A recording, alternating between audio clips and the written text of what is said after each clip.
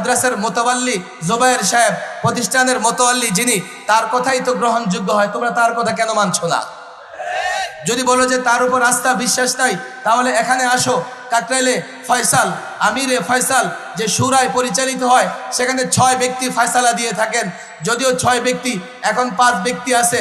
3 দিন আগে একজনের ইন্তেকাল হয়ে গেছে, নাসিম সাহেব, এতাতিদের লিডার, আল্লাহ তাকে মাফ করে দেন।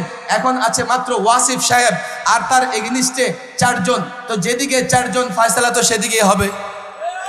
ফয়সালা তোমাদের একজনের পক্ষে কেন হবে? তোমরা যদি বিচার চাও, ইনসাফ চাও, তাহলে তো তোমাদের আলেমদের সঙ্গে মিলেমিশে কাজ করা লাগে। কিন্তু যদি মনে করো না না না, বিচার মানি, তবে তালগাছটা আমার, এটা তো আমরা মানতে পারবো না, এটা ওলামা একরাম মানবে না। আমার ভয় হয়, আমি সোরার দিতেও বলেছি, এইভাবে যদি তোমরা আলেমদের বাইরে চলতে থাকো, আলাদা মসজিদ বানাও,